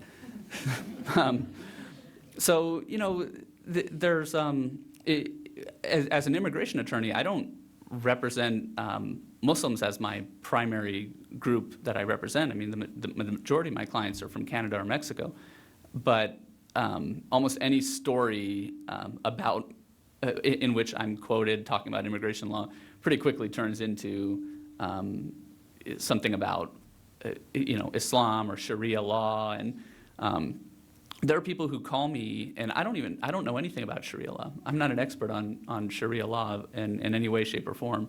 but people are constantly calling me and talking about my position on Sharia law, which I have made no position on. So, there are definitely a lot of assumptions that get thrown around. So you guys were talking about kind of, being a stranger in a new country. It's, I hope that goes away for you. I've always felt like a stranger in this country, even though I was born here. So, but maybe that in some ways helped inform the work I do for my clients. And I've helped people seek asylum from many different countries. I've won asylum for over 24 people, and some of those have been Muslim countries like Pakistan, Iraq, Iran, but a lot of them have been from entirely different countries: Eritrea, Ethiopia, Ivory Coast, and a number of other places where people are seeking refuge here because they had to flee from their home country to escape persecution or violence. And it's been probably the most rewarding part of my career to help people who are seeking asylum, because it's there's nowhere for them to go, and the risks are so high, and if they get sent back to their home country, the cost is just too high. And so it's difficult work, and part of what I do for asylum seekers is the success rate for people with an attorney is substantially higher than those without, and that's just because our asylum process is so rigorous. They want you to tell your whole story, and then once you've told it, they hold you to that, and they will grill you about the minutia. And if there's any date you change, or any aspect of your story that doesn't hold upon retelling, they use that as proof that you're not credible or that you're lying. And it's just contrary to human nature, because a lot of the stories people are telling are traumatic. And when dealing with trauma, people don't always remember the details vividly. Sometimes it feels almost like a dream in some aspect, and they can't pinpoint the specifics of it. And yet they're supposed to tell this to this adjudicator, and the story has to hold. So it's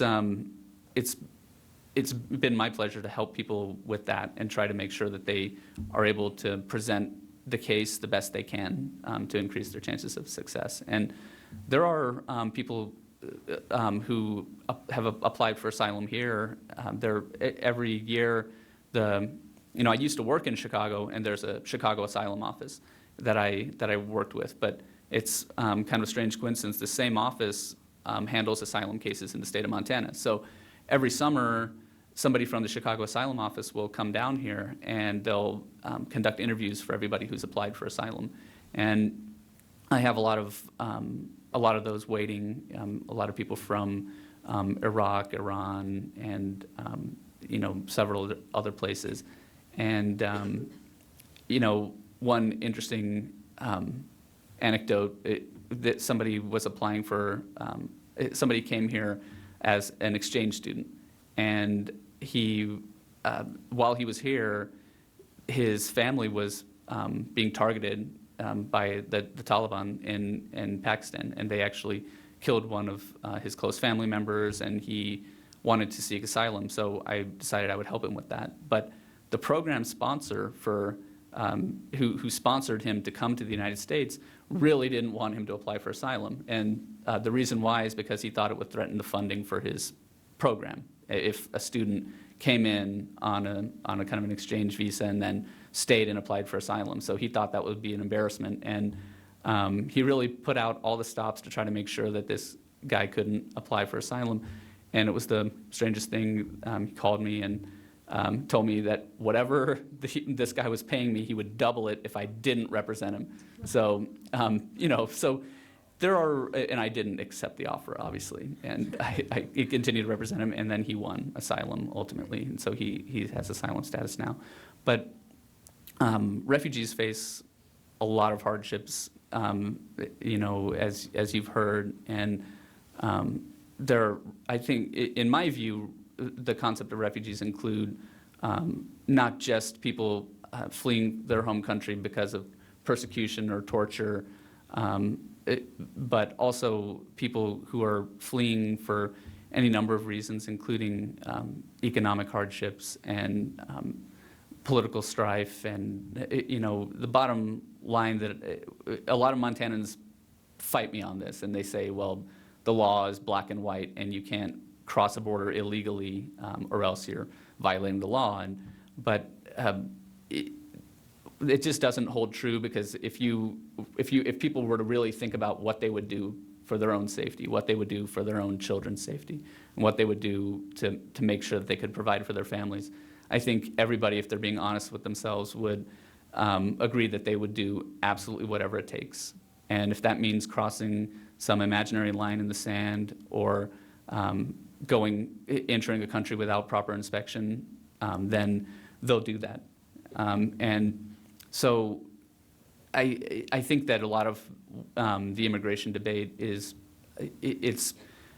people aren't really connecting with human compassion, and they're not really connecting with what they would do if they were in that same situation. And there are a lot of people who are just being driven by fear, and I hear a lot of that. There are a lot of Montanans who are just afraid of what's going to happen with refugees who are now being placed in Missoula, and that fear is just overwhelming them to the point where they're not even thinking logically. They're just like the radio show I was on this morning. A lot of the callers were just really afraid, and they actually think people like me pose a threat to this country. And it's just, when you think about how absurd that is, and you know, that the fact that there are people who want to benefit this country, and they have the capacity to help, and to think that our country would be excluding them is, it's really sad. And so when when the election happened, you know, it was basically felt like a referendum on whether or not people like me, who was born here, whether even I should be allowed to be in this country. It felt like a statement that people like me shouldn't be here. We should have to leave, you know. And I guess it's strange, but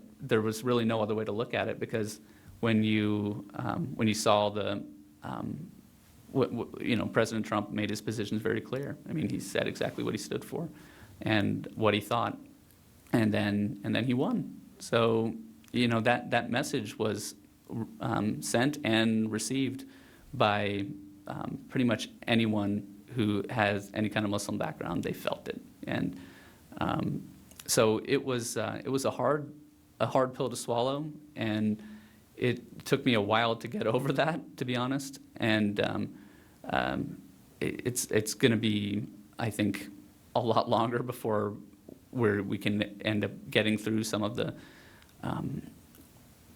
harmful ramifications of what's happening. And so I'm sure you guys have all heard about the travel ban, and the fact that the ban affects now 6 different countries, predominantly Muslim countries, and the impact that has on people is felt here in Montana as well. There are people here who have family and friends that they can't connect with now, and but I think the bigger thing that it's done for people in Montana is just generally create a sense of fear and uncertainty, and that has affected people from all different countries. I get calls from people from Mexico, or people from Canada, or people from the UK who are worried when they leave the country that they or their spouse are not going to be allowed back in.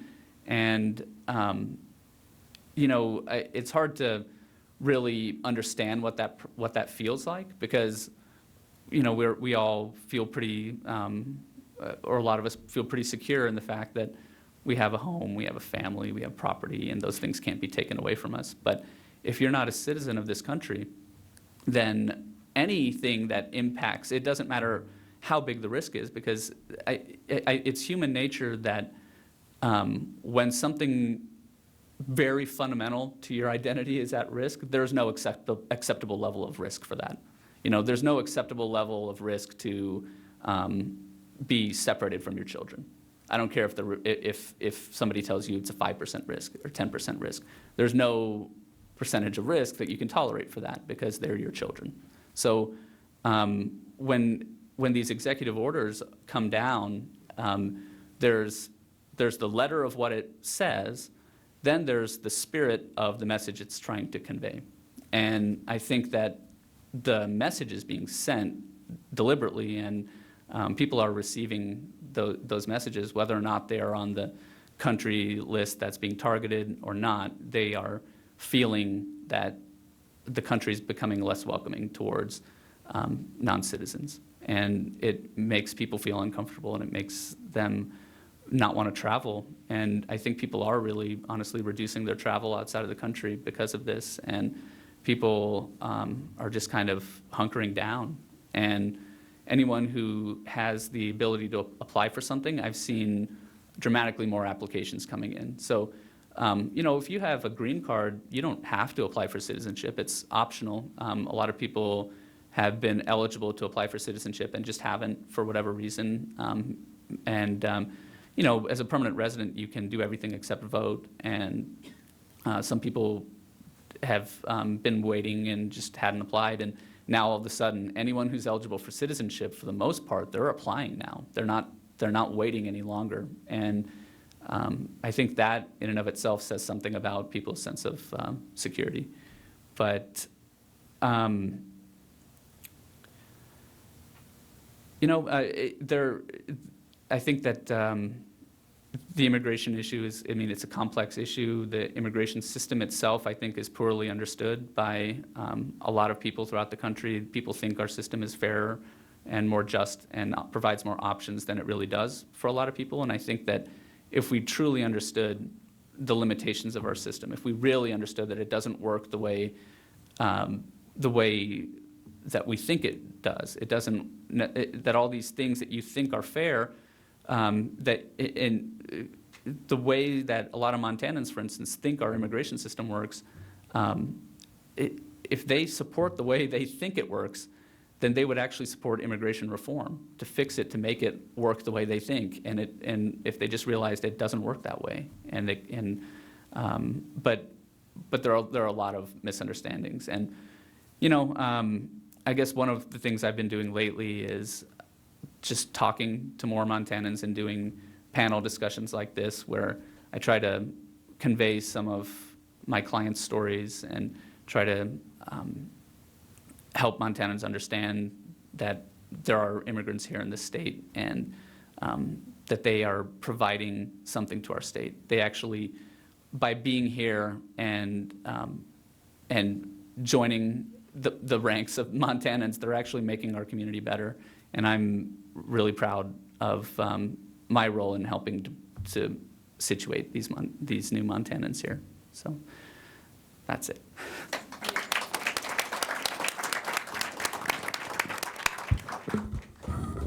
Shahid, you never told us how you got into becoming an immigration attorney. Oh, so. Thank you. Yeah. So, you know, I used to live in Chicago, and Chicago has the O'Hare Airport, and it's a kind of a major port of entry. And there are a lot of people who are asylum seekers who make their first request for asylum when they present themselves at the customs booth, and when they're asked to present their visa, they request asylum right there. You know, they just say, I'm here to request asylum. And the strange thing is, when you request asylum right there at the port of entry, you are detained. You're treated like a criminal. You're arrested, put in detention, and that's where you await the outcome of your asylum hearing. And so I started to volunteer when I was still in law school to represent asylum seekers in Chicago. And you know, that was kind of how I got my start doing immigration law. And I eventually moved to Montana and realized that there was a need for somebody to help immigrants. I mean, Montana has some of the fewest numbers of non-citizens, fewer non-citizens than almost any other state in the country.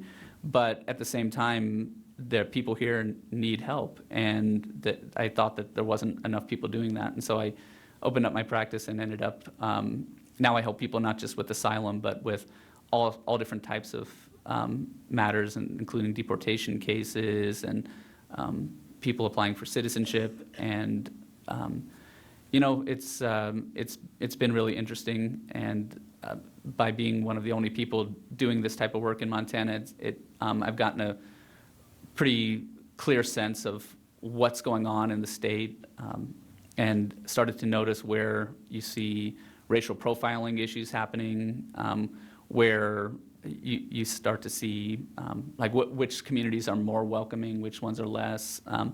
For instance, in the Bozeman area, there is actually a really close-knit community of Latinos, and one of my nonprofit group called MIHA, it's the Montana Immigrant Justice Alliance. That's what we focus on, is to kind of directly provide services to the Latino community. We do community events like dances and things like that, which are really just intended to foster a sense of community that's sorely lacking in a state like Montana, where it's just a really large state with a really small population. And so it's tough for people to make connections. And it's really important to relieve the sense of isolation and depression that new immigrants are feeling. And so that's one thing we do. And if you ever want to read more about that work, you can go to MIJA.org, MIJA.org, and my law firm website is bordercrossinglaw.com. So, Thank you. So we have time for questions and answers. If you have any questions, you either may step up to the microphone or speak loudly so everyone can hear, and if I can possibly repeat it for you. This question is for Faiza. And first of all, thank you very much for everybody. What inspiring stories. It just brought tears to my eyes.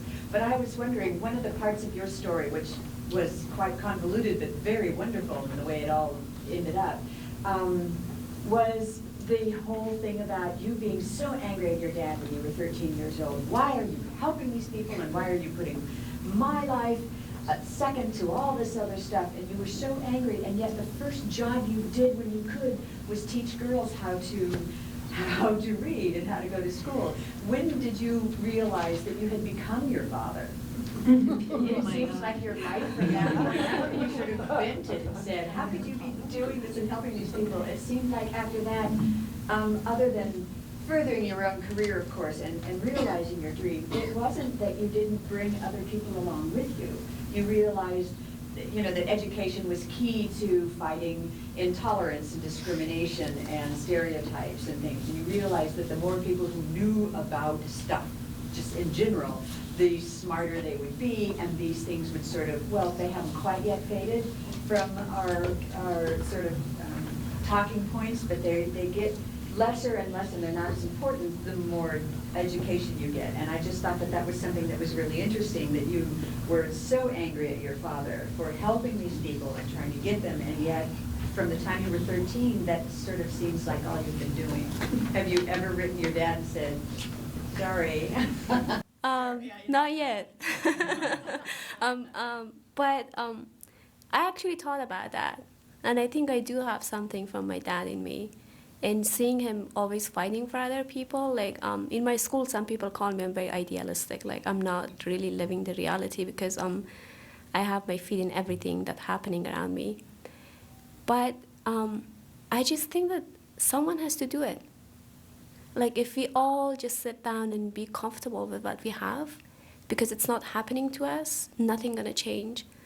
And maybe because I have gone through so much and I've seen it, like those little girls, the first day that she came, and it was only one girl, and I was bored, and the only thing I used to do during that time was reading. I have read a lot of books, all the classic Persian poetry, like stories, all that. I used to read like 3 books in one day.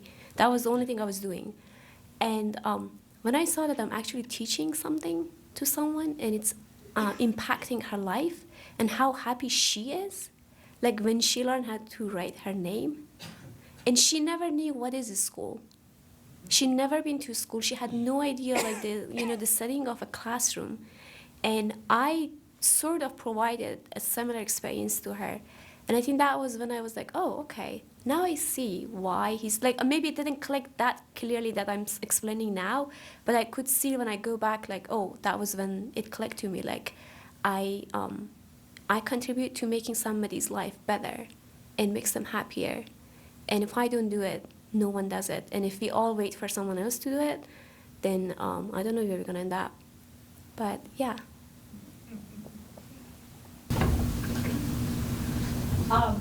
I'm a former teacher, high school teacher, and as I was hearing about all your experiences, I was thinking, oh my God, we see this stuff in the paper, and we all make our opinions based on reading about strangers. This face-to-face interaction would be wonderful in high school. You know, just throwing that out there, it would just be great. And this is a great 1-2 punch. Yeah, I mean, to start with the struggles of understanding how you can better your life, and then having the immigration lawyers sit there and say, well, let me tell you how that can be done. We're the United Nations, you know, like Pakistan, Afghanistan, Iran, so America. So. Oh, sorry. Oh, I'd like to know if you have any books that you'd recommend for us to just kind of deepen our understanding of either the refugee experience or the experience of your country. Yeah, that's what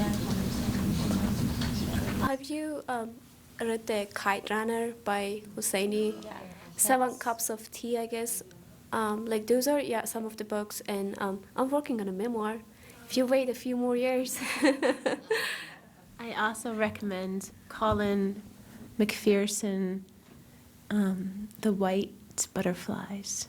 Susie's read it, haven't you? Yeah. White Butterflies, Colin McPherson. He's from Burma. And do you have any suggestions? No, I can't think of any right now, sorry. Yes. This is a legal question. The pretense for this Muslim ban has been to, in theory, improve the system. And I guess the question that I have is, from what you've said, it's very exacting and very strenuous now. Is that sort of a red herring? I mean, from my perspective, why couldn't you, if it's that stringent now, and if you felt it could be improved, why not review it the way it is and then decide to do a ban? But the gist of my question is this: is there really that much tangible out there to be improved? That's a great question. It is a pretext, because we know it's a pretext because they say that it's a 90-day temporary travel ban, but it's been more than 90 days that this has now been litigated in the system. So why not just, why are we still litigating this? Why does the government still want the travel ban? It's been more than 90 days now. So theoretically, they've had their 90 days to fix the system, right? But they still want it. So it's not really about a temporary ban or a temporary change in policy. It's meant to be indefinite. And, in terms of what can really be changed, there are already security screenings that are done. They're already done rigorously. The things that they're talking about, there are no concrete, there's nothing concrete that they ever mention that they will do to reform the system to make it better. That's because there's really not a whole lot more you can do. It's already very rigorous. They talk about extreme vetting, but no one really knows what that means. It's just terminology, and so. But basically, as far as the travel ban, I think one of the most common sense ways to look at it is just does it ever really make sense to ban every single human being living in an entire country? I mean, can you ever really say that every single person is suspect? I mean, surely we have to agree that there are some good people in an entire country. Don't we have to at least agree on that? And so, that's the most common sense explanation for why a blanket travel ban for 6 entire countries makes just no sense whatsoever. Can I add something? So, just a personal experience, like to give you an example of how it works, because I went through the same process. I had like my college, it's like $60,000 a year. So I had full ride scholarship. It's more than 200,000 like scholarship. I have every support, and I went to the embassy, and my visa got rejected. Not once, not twice, 3 times. I didn't give up. Like if it was anyone else, and you look at me, and this is who I am, and I have like and everything I have done in life is standing for those things that the United States stands as a government, right? And my visa still was rejected. So there is a system in place. And I have applied for my asylum because I can't go back to Iran. Obviously, I can't go back to Afghanistan either. So this is 7 years I'm here. And for the 7 years, I still don't have my green card. My interview took 3 years to come up. I had to wait for 3 years to get my interview. And I'm still waiting. And I haven't seen my family in 7 years. Once you're here, like the system, the way it works, there's so much improvement that can be done. And I think the same is true for Fatima. She applied for her asylum, and she's stuck now. And we're stuck here until like somebody tells us, okay, you're good to leave the country, to only be able to come back. And I'm sure you read in the news, if you read the court opinion, I think there is a big part of like why it was rejected and why it was like a total ban, like based on the promises that he made in his campaign. And it was just like, okay, I'm doing what I'm saying. It's not about like actually what is good for the country. It's about me as a person and my words, and as a leader. And what kind of leader I am, I'm not going to define that for him. But it's not about the good for the country. It's just there are a bunch of Muslims, so there's a phobia. Let's prey on that phobia, because that's how I'm going to get elected. And that worked. And my theory is about like the whole thing that happened. I'm not a politician, of course, and I'm still a student. I'm trying to learn and observe. But you know how we say like U.S. is a melting pot? And there's this trend that the people put salads in jars, and like they say put layers, and then once you want to have your lunch, try to shake it. That shake never happened in the U.S. It happened in some cities, but it never happened really totally. Now that's the time. We are shaking the whole country again. Everybody comes to the surface to talk about what's immigration, why they're scared. Like I hear a lot of people, like I heard about I think there was a legislation that got passed here about the Sharia law that it cannot be applied to the courts. And I was shocked because if I ask anybody here, what is Sharia law, can you give me an answer? No one reads. People just like, they like to go off of what they see in the news. They really don't go to find out by themselves. Like how many people who are talking about immigration actually read the court opinion? Why the court rejected that ban? Who knows? We are taking everything for granted. Like whatever we are said, we're just gonna go with that, narrative. We are not going to find out for ourselves. And I think being a responsible citizen, I hope some of us today will do better, will do more. And yeah. Well, I guess to that point, I think it's really important, and for some reason this doesn't seem to be making the news, is that it be pointed out that this is a fruitless activity if it's that tight to begin with. In other words, the more this goes on, it seems to in some way legitimize this ban because we're going to improve something, but the reality of it is that's a falsehood. Yeah, I think that's true.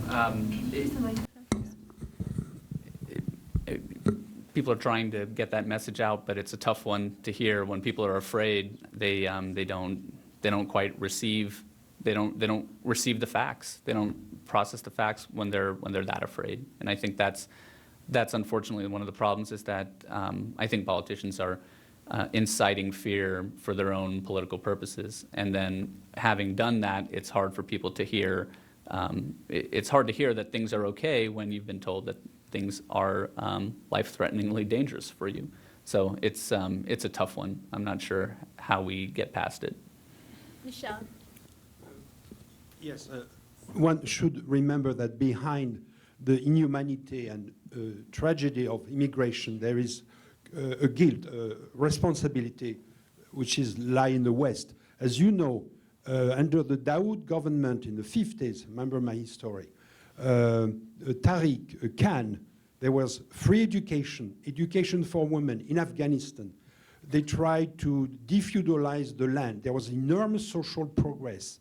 And then the Russian intervened. By the way, they were invited by the communist government, and there was a civil war. Tell me if I'm wrong. Then the US, this country which now, there's a hypocrisy, which say, we are the country of human rights, we welcome refugees. The US, what did they do? With the West, the US and the West, they literally cultivate the worst reactionary part of the religious dimension. Osama bin Laden was a CIA operative. So the West and America exacerbated, pushed this counter-reform, that's counter-revolution, which made the situation of women intolerable. So we shouldn't forget that. There is a guilt, a culpability in the West that we should assume. Thank you. And I know you have one more. Do you have a comment about that? No, that's Okay. Go ahead.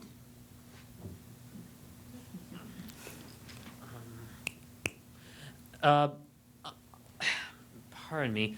I learned about the Islamic world in high school, and it just seemed more fascinating than the Judaism and Christianity promotion that Western civilization tends to educate us largely about. And when I arrived here at the university, I got a chance, this semester especially, to take classes relating to both the Islamic world and the Iranian/Persian world, but I still have trouble trying to remember Arabic-speaking people are very, very different from Persian-speaking people. So this is a question that's sort of directed at either one of you, both of you, or all three of you. But one of you mentioned earlier of coming from a community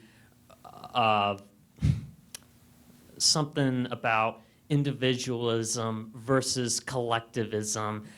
And given the roads that you've all taken, whether you came from those communities on the other side of the world or were born here in the United States, have you largely, this is kind of an identity question, but have you rectified or reconciled these old beliefs, these old practices that were instilled within you or within your parents or within your grandparents?